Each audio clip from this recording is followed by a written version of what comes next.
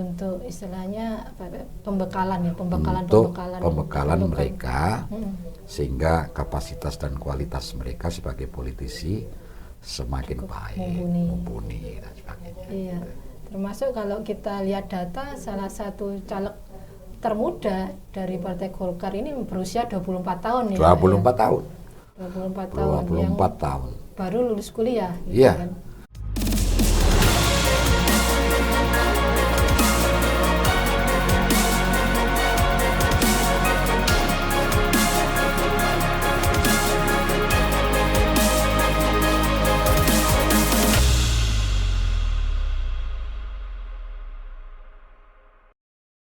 Halo pemirsa Tribuners, kembali bersama saya Hesti Kristanti. Kali ini kita berjumpa dalam Mata Lokal Memilih. Bersama saya, ini orang nomor satu yang orang banyak mengenal beliau karena beliau adalah Ketua Dewan Pimpinan Daerah Partai Golkar Kota Malang. Dan ada jabatan tambahan ini, beliau juga Wakil Wali Kota Kota Malang. Nah, siapa yang tidak kenal dengan Bung Edi, kita sapaannya Bung Edi gitu. Terima kasih Mbak Esti. Baik, kita akan membahas soal konsentrasi politik di Kota Malang ini kan yang mulai memanas ini Bung Edi, terutama untuk di Partai Golkar sendiri. Nah, kapan hari kita ketahui bersama Partai Golkar bersama dengan partai-partai yang lain sudah mendaftarkan bacalek ke KPU. Ada 45 bacalek dari Partai Golkar yang didaftarkan. Betul.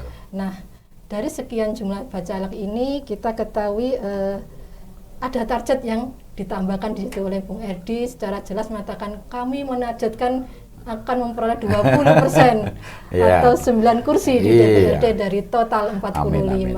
Nah, ini seperti apa ini nanti pencapaian, upaya-upaya untuk mencapai target itu? Ya, yang pertama kita bersyukur bahwa sistem pemilu sudah pasti. Ya, saya kira tahun ini aja yang sistem pemilu diputuskan belakangan ini karena proses hukum itu. Terbuka proporsional.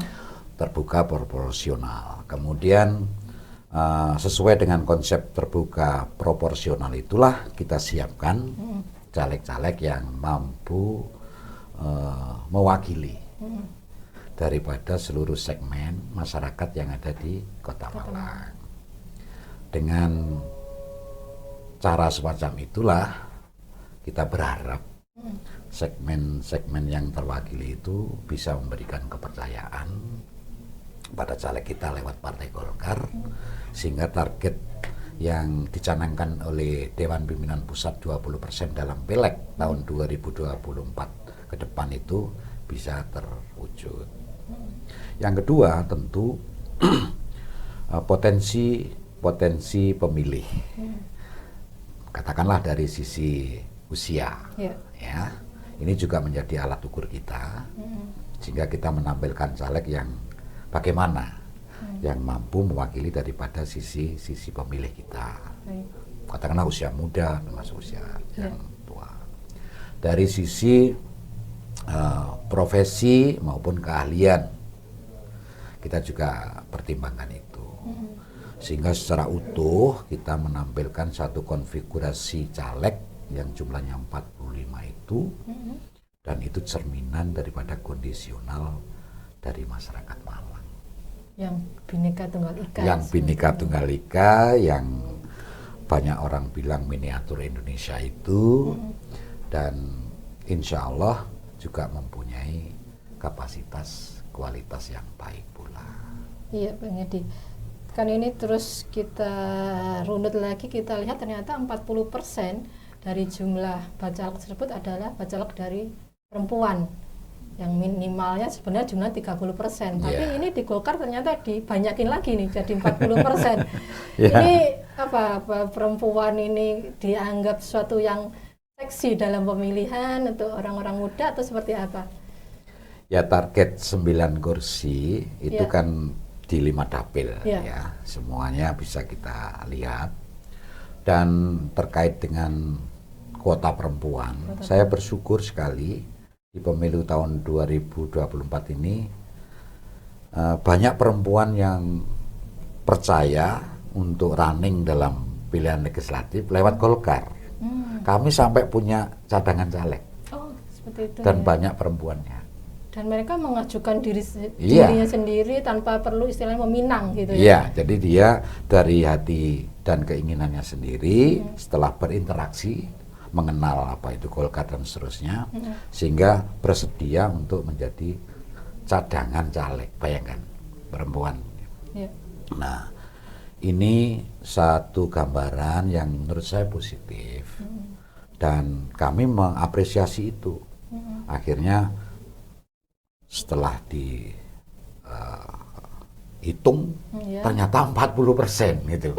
Ini jadi murni alamiah, kita tidak punya apa semacam ngalir gitu aja, ternyata tinggi juga. 40%. Tidak perlu lagi hitungan, ternyata 30% sudah lebih juga. Apalagi kalau yang lihat cadangan, maka jauh lebih besar. Lebih besar. Ya.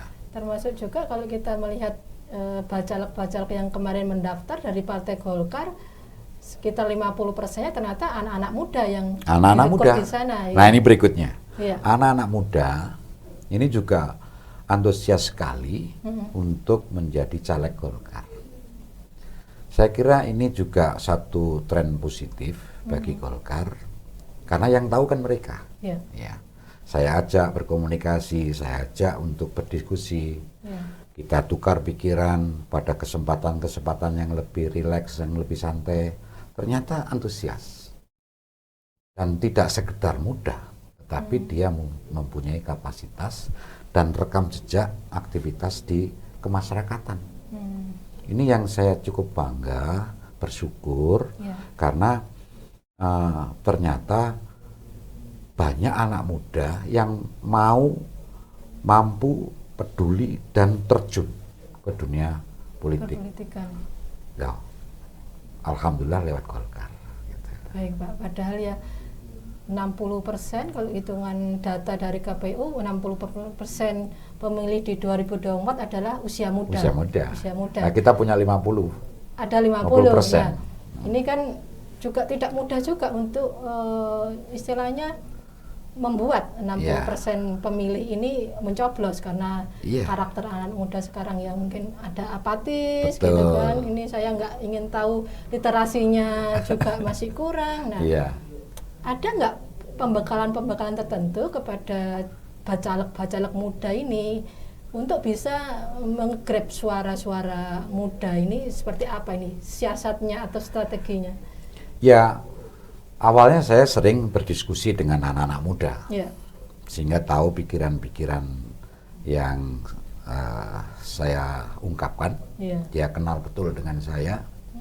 Kemudian ada satu chemistry yang sama, ada semangat yang sambung menyambung, dan akhirnya masuk dan menjadi caleg. Tentu ke depan saya mesti harus memberikan bekal pada teman-teman generasi muda ini, bukan arti yang seperti apa, bukan, bahwa bagaimana bidiplomasi.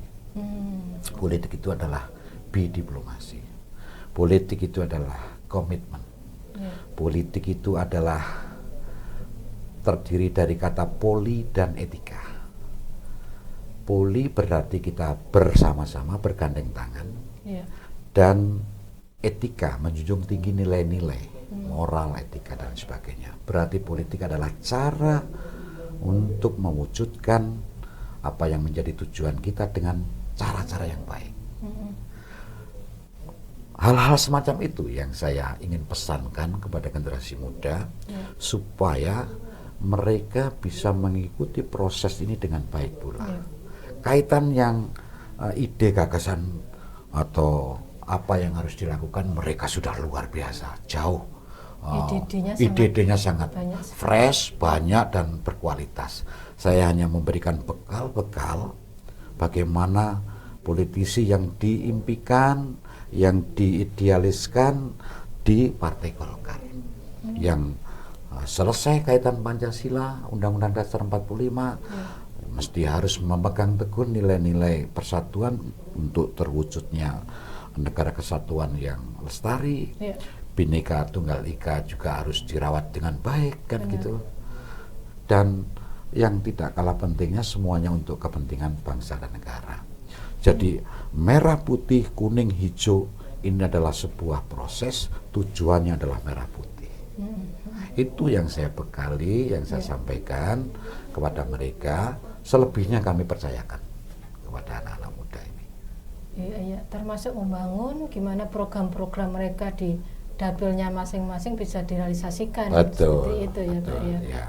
Karena ya nyun sewu, kita kadang melihat anak muda sangat penuh semangat begitu ketika duduk menjadi anggota dewan, mana nih suaranya, kadang seperti itu, ada semacam idiom itu, ayo kamu sebelum duduk banyak bersuara, setelah duduk banyak diamnya. Nah, itu yang itu bisa dihindari di Golkar ya Pak? Ya, dan saya kira proses untuk menuju pemilu kita siapkan.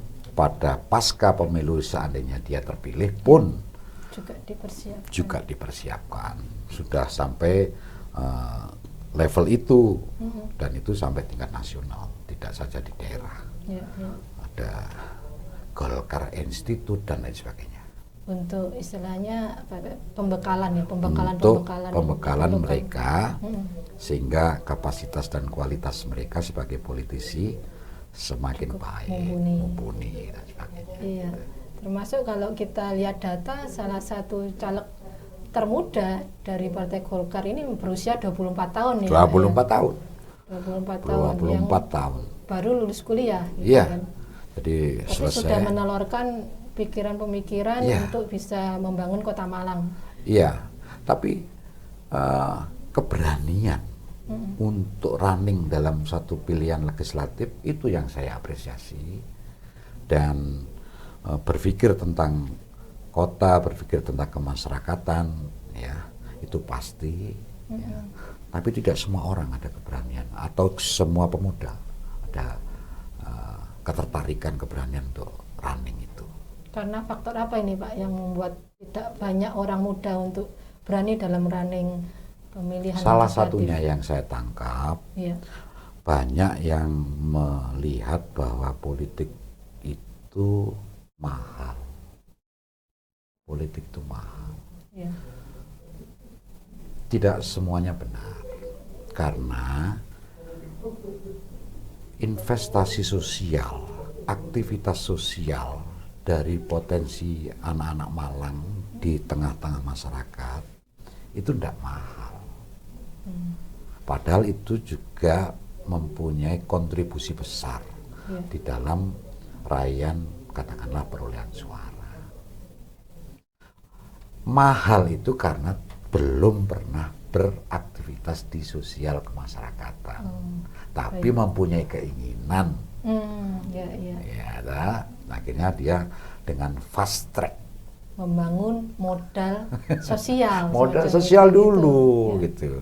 Lah, mereka anak-anak yang sudah aktif di kegiatan Karang Taruna, pemuda, kampus gitu, sehingga sudah terbiasa. Itu sebenarnya sudah modal dasar dia untuk bisa mencalon. Tinggal memupuk keberanian untuk bisa. Nah, tadi kan bertanya sebabnya apa anak muda, karena itu high cost tadi. High cost. Padahal itu tidak selalu benar. Benar kalau dia tidak pernah beraktivitas sosial, tapi punya keinginan jadi anggota dewan, pendek-pendek gitu. Nah, oleh karena itu betapa pentingnya memandaikan pemilih. Baik Pak. Itu termasuk juga kalau kita ketahui sekarang masih banyak ini, kita belum memulai untuk pemilihan, tapi kalau kita lihat di angkot-angkot, di jendela-jendela angkot ini sudah banyak sekali terpasang wajah-wajah yang akan maju dalam pemilihan nanti. Ini salah satu cara mempersingkat tadi itu Pak, high cost juga itu ya. Ya, itu bagian daripada sosialisasi, mengenalkan diri. Nah, pesta demokrasi kan, pestanya masyarakat lah, kira-kira. Jadi apapun yang memungkinkan bisa dilakukan. Ya. Bapak, terkait ini Pak, kita tanya terkait dengan yang di pusat ya Pak ya, dihasilkan dari survei terbaru Accurate Research and Consulting Indonesia, RC itu. bahwa partai berlambang pohon sekarang ini masuk 3 besar dalam elektabilitas. Jadi ada yang tergeser nih sebelumnya. Jadi kalau yang pertama kita tahu PDIP di 16,7%, PKB 15,4% dan Golkar menggeser nih Pak, menggeser Gerindra. Jadi Golkar di 12,9%, Gerindra di 12,3% ini survei yang baru beberapa bulan dilakukan. Ini menurut pendapat Bung Edi seperti apa? Ya ini kan satu survei. Ya. Survei itu dilakukan pada saat itu. Nah, sehingga survei itu pasti mewakili daripada konstituen atau para pemberi informasi, pilihan, dan pasti benar. Tapi pemilu kan masih lama. Ya. Tapi tetap positif. Jadi saya menanggapi survei itu adalah satu sinyal positif bagi Golkar karena dari bawah trennya naik. Yang mengkhawatirkan itu kalau dari atas trennya turun. Ya, ini trennya naik. Maka mesti harus dilanjutkan apa yang sudah dilakukan selama ini oleh organisasi, oleh Partai Golkar, apakah konsolidasi, kaderisasi, atau pendidikan politik. Terus sampai yang namanya kemenangan, yaitu pemilu itu. Sehingga jangan kendor. Karena trennya sudah naik positif berarti. Jangan kendor, malah harus digiatkan. Kenapa? Karena sudah tersusun caleg. Jadi kalau selama ini struktural yang jalan, pengurus yang jalan, organisasi-organisasi yang mendukung Golkar yang jalan, sekarang ada energi baru, yaitu bakal calon legislatif yang sudah juga bergerak. Nah, saya mohon doanya supaya tren positif sampai tanggal 14 Februari. Ya. Baik, ini kita juga ngikuti media ini kayak menarik gitu kan, perkembangan terbaru, termasuk kemarin terakhir Mbak Puan bertemu dengan Pak Ahaye. Ini bisa menghasilkan rekonsiliasi politik yang cair sangat diharapkan. Ya, kondisi cair. Ya Pak, ini kita ingin tahu nih, Bung Edi kan juga sebagai wakil wali kota Malang yang akan mengakhiri masa tugasnya bersama dengan wali kota Pak Sutiaji September nanti. September nanti. Nah, kita ingin tahu ini Bung Edi, apa rencana Bung Edi ini? Apakah Bung Edi juga akan ikut dalam running pilkada ke depan atau ada sesuatu yang lagi dipersiapkan mungkin? Ya. Seperti apa? Bung Edi bagian daripada Golkar. Ya.